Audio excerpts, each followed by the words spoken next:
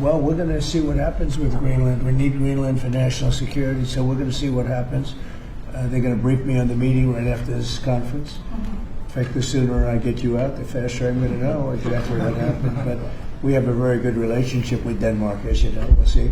But, we're doing the Golden Dome. We're doing a lot of things, and we really need it. If we don't go in, Russia's going to go in, and China's going to go in.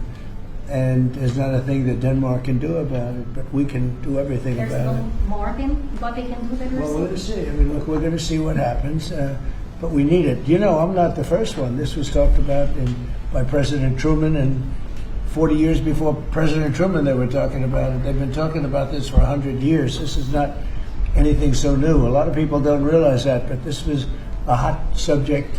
Probably not as hot as it is now, but it was a hot subject for a long time. We need it for national security, and that includes for Europe.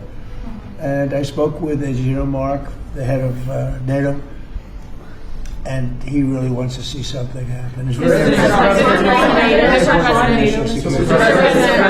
It's being reported that Health and Human Services released frozen funds to Planned Parenthood.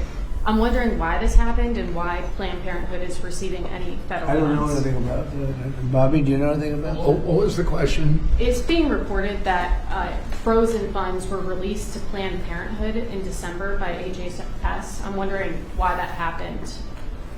I have not heard that. I have not heard that. Mr. President, on NATO, right now it sounds like you are saying that you would potentially acquire Greenland by force. That would be a NATO country. You're saying that. Are you saying that? Would you do that? No, you're saying that.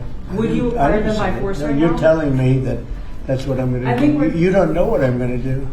So what are the options? Your network doesn't know either. The Danish foreign minister said that there's still fundamental differences after the meeting with Rubio and with the vice president. Are you willing to leave the NATO alliance in order to get what you want with Greenland? What are the options right now? I wouldn't be telling you what I'm willing to do, certainly. I'm not going to give up options, but it's very important. Greenland's very important for the national security, including of Denmark.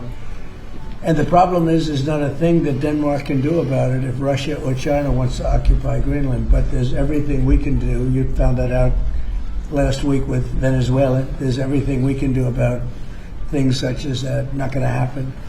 We're not, I can't rely on Denmark being able to fend themselves off. They were talking about they put an extra dog, and they were serious about this. They put an extra dog sled there last month. They added a second dog sled. That's not going to do the trick. Denmark fought alongside the United States in both Afghanistan and Iraq. I appreciate it. But I have a very good relationship they're with an Denmark, ally and we'll see how it all works out. I think something will work out.